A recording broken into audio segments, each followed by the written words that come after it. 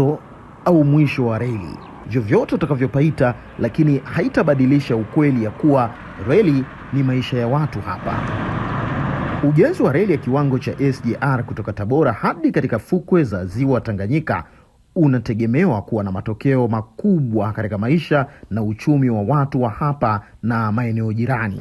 Rasharasha za faida hizo zinaanza kuonekana katika hatua za mwanzo za ujenzi. Zoezi la ulipaji wa fidia kwa wamiliki wa maeneo yaliyotwaliwa kupisha mradi. Malipo yanakuja na furushi lililosheheni mengi.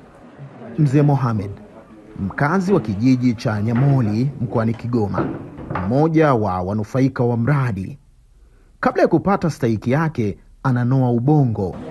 Kutengeneza budget. Elimu ya mbinu na matumizi sahihi ya fedha. Hii elimu tumepewa na mkufunzi hapo inatosha, ni nzuri, inaelimisha jinsi ya matumizi ya fedha. Matumizi haya ambayo tukakuwa nimepata, basi ya matumizi haya yao kwenye mpangilio mzuri, jinsi gani ya kuendeleza hizo fedha katika matumizi bora. Mimi nilisaidia moja ni katika kunikumbusha tukasema matumizi ninayo muda mrefu, lakini inaniongezea elimu jinsi gani ya kuwa na matumizi hayo.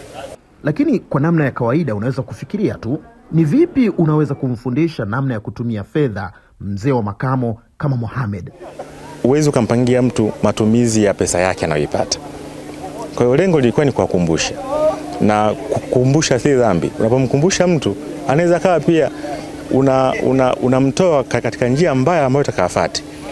Sasa umemkumbusha, basi tunahakikisha au tunaamini kabisa anarudi katika njia salama ya matumizi mazuri ya pesa zake. Kwa hiyo tunachoenda kuasisitiza ni namna gani, kwa njia ipi sahihi ambao wanaweza wakafuata kwa kutumia vizuri pesa zao za fidia wanazozipata.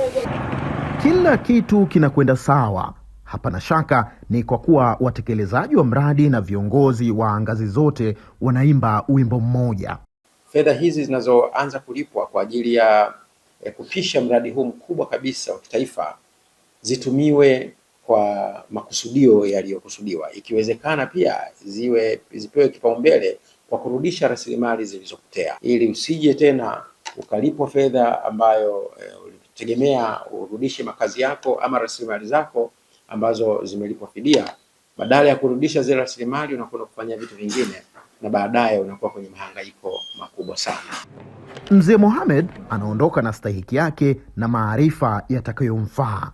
Lakini si yeye tu. Elimu ya matumizi ya fedha ni nzuri na ina umuhimu kubwa sana. Hapa wametukumbusha namna ya kuhifadhi ile pesa na kuiendeleza ili kuepuka kuitumia vibaya na mwisho wa siku, kwa maana unakuta haya maeneo wengine tulikuwa tumeweka kama akiba tayari.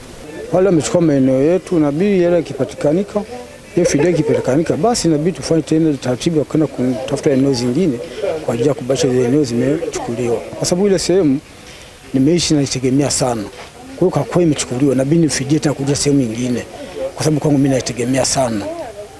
Awamu hii ya zoezi inategemewa kuwafikia zaidi ya wanufaika 200 wa mradi katika wilaya 5 kwenye mikoa ya Tabora na Kigoma, malipo ya zaidi ya shilingi milioni 500.